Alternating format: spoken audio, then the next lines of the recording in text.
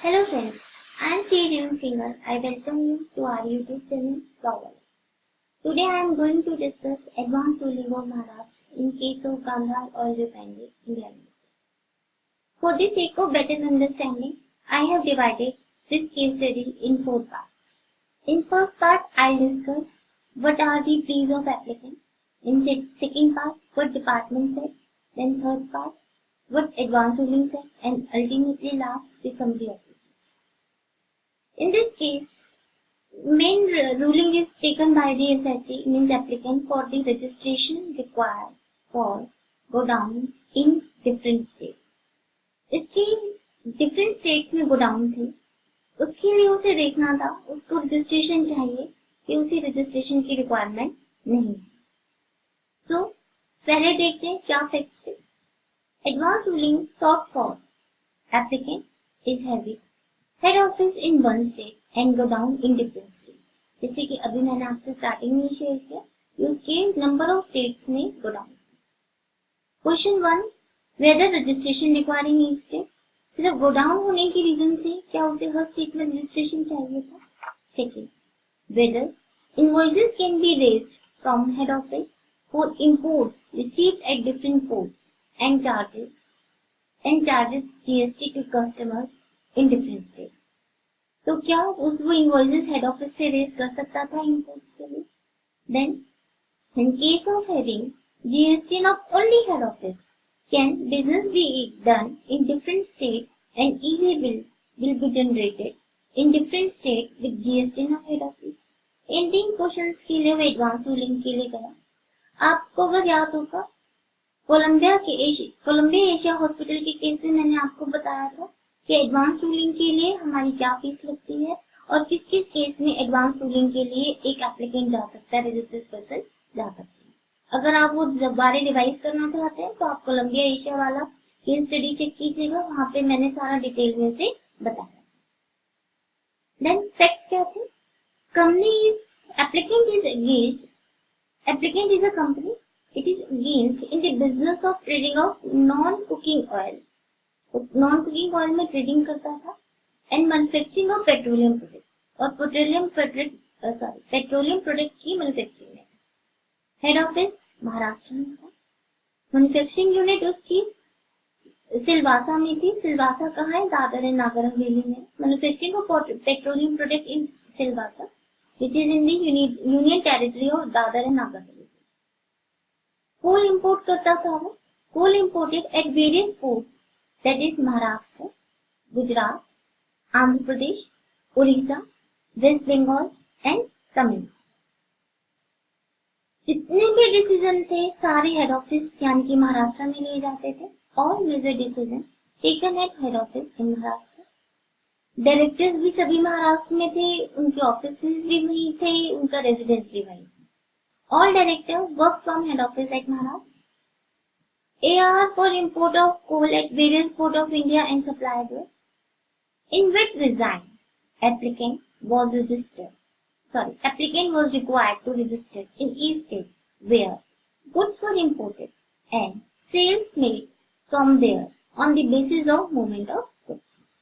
VAT के regime में क्या था?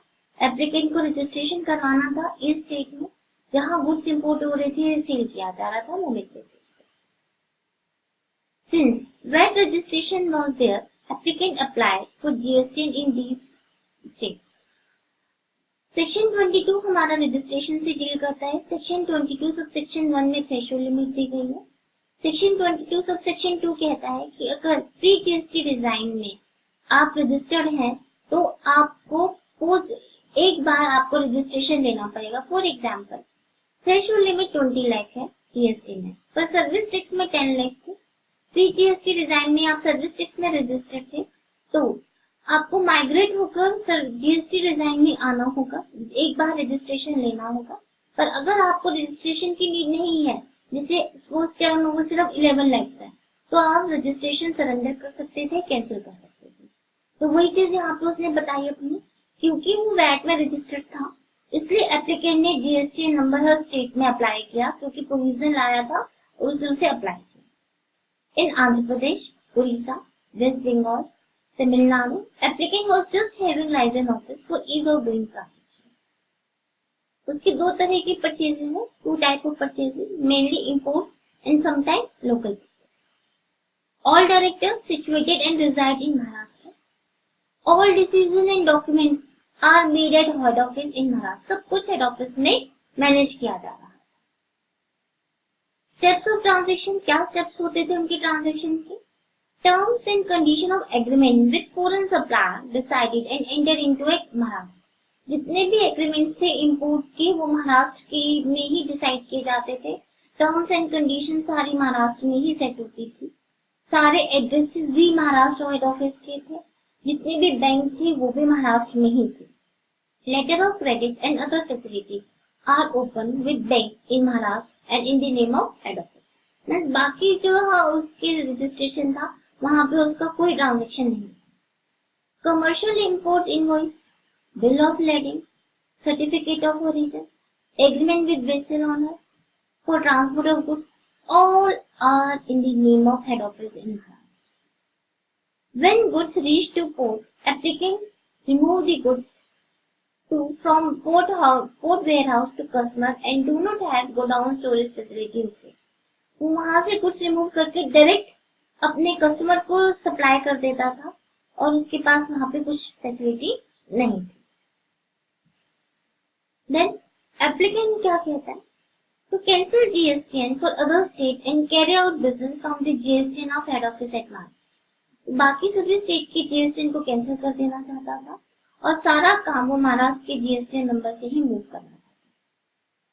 सेक्शन 11 है IGST एक्ट का, आप लोग जानते हैं. वो क्या कहता है? मैं एक बार रीड कर लेती हूँ. Section 11 state that place of supply of goods in case of import of goods shall be the location of importer. And in case of export from India, place of supply shall be the location outside India. Common सी चीज है. Therefore, applicant location in case of import of goods shall be head office. क्यों? क्योंकि agreement, जितने भी commercial invoice है, bill of lading है, सब कुछ महाराष्ट्र के हेड ऑफिस के वहां की जीएसटी नंबर पे था. तो क्या लिखा है? Therefore, applicant location in case of import of goods shall be head office as agreement, commercial invoice, bill of lading, certificate of origin is with head office at Maharashtra and is most directly related. Maharashtra से सबसे ज्यादा related हुआ वो. फिर वो कहता है applicant supply made from head office at Maharashtra. Therefore, supply to be treated as interstate supply and IGST to be liable. Right? As per section 22 of CGST Act, every supplier is liable to register under this act in the state from, here states is on from where he makes taxable supply of goods and services or both. Therefore, registration is required in the state from where taxable supplies are made, and registration is not required in the state to which taxable supply is made. Means जब हमारे पास main importer कहाँ located है? महाराष्ट्र में. तो महाराष्ट्र को उसने main अपना place of supply माना. वहां से कहता है मैं प्लेस ऑफ सप्लाई है, मैं आईजीएसटी चार्ज करूंगा. क्योंकि सेक्शन 22 भी कहता है आपको वहां रजिस्ट्रेशन लेना है जहां से टैक्सेबल सप्लाई की जा रही है, ना कि वहां जहां आप टैक्सेबल सप्लाई कर रहे हो, even though it is a destination based GST. Applicant क्या कहता है आपसे? Therefore, location of supplier यानी कि importer of goods is where business is ordinarily carried out. जहाँ पे mainly business चल रहा है वो location, और वो location क्या है? Maharashtra. It is the place where supplier holds control over the goods ready to deliver. In the lieu of above said, taxable supply is made from the Maharashtra. Means crux क्या निकल कर आते हैं? वो कह रहा है कि सारा कंट्रोल, मेरे डायरेक्टर भी वहीं पे बैठे हैं, मेरा बैंक अकाउंट भी वहीं है, लेटर ऑफ क्रेडिट भी वहीं है, जितने भी एग्रीमेंट है वो भी मेरे हेड ऑफिस पे मैनेज हो रहे हैं, बैंक भी वहीं है, सारा कुछ मेरा हेड ऑफिस में है. तो इम्प्लाइडली लोकेशन और सप्लायर कहाँ पर है? महाराष्ट्र में, ना कि बाकी सभी स्टेट्स में. तो इसलिए वो कहता है कि मुझे रजिस्ट्रेशन महाराष्ट्र का कंपल्सरी है, ना कि बाकी सभी स्टेट्स का. बाकी सभी स्टेट का उसने रजिस्ट्रेशन इसलिए लिया क्योंकि वेट रिजाइन में रजिस्ट्रेशन लेना कंपल्सरी था, वहाँ रजिस्ट्रेशन था। सेक्शन 22 सबसेक्शन 2 कहता था अगर आप किसी प्री जीएसटी डिजाइन के लॉ में रजिस्टर्ड है तो आपको जीएसटी में भी रजिस्ट्रेशन लेना पड़ता है। नेक्स्ट लाइन कहता है and for local purchases head office of Maharashtra can do normal billing. Bill to ship to का कंसेप्ट वो अप्लाई कर सकता है। सेक्शन 10 सबसेक्शन बी के अकॉर्डिंगली, सेक्शन 10 क्लॉज बी के अकॉर्डिंगली आईजीएसटी एक्ट में वहां हमें बिल टू शिप टू का क्लॉज दिया हुआ है। अब डिपार्टमेंट कहता है डिपार्टमेंट के accordingly by virtue section 22 of MGST act means Maharashtra goods and service tax act, if aggregate turnover of state exceed prescribed limit then applicant should continue with the GST in a respective state। वो कहता है कि आपका वहां पे सभी states के अंदर आपको रजिस्ट्रेशन लेना जरूरी है सेक्शन 22 के अकॉर्डिंग, ये डिपार्टमेंट ने बोला। अब रूलिंग क्या आई? Import of goods shall be treated as supply of goods in the course of interstate trade or commerce। Section 7 subsection 2 IGST act का कहता है कि इंपोर्ट ऑफ गुड्स को हम इंटरस्टेट सप्लाई मानते हैं और उस पर आईजीएसटी लेवल है। Place of supply shall be location of importer which is Maharashtra in present case. Section 11 subsection a of IGST के accordingly location of supplier means location of importer क्या है? मेन कॉमनली कहाँ होगी? महाराष्ट्र में होगी। जब इतनी सारी स्टेट में अगर रजिस्ट्रेशन है तो आपको इम्प्लाइडली कौन सी लेनी होगी? जहां पर सब कुछ सारा कंट्रोल है, गुड्स का सारा कंट्रोल कहाँ है? महाराष्ट्र में। तो place of supply shall be the location of importer which is Maharashtra. In the present case location of supplier is Maharashtra, hence applicant will be clearing goods by paying IGST from GSTN of Maharashtra. Storing goods after import in different state for further sale would be inter or intra-state depending upon the place of supply as per section 10(11) of IGST।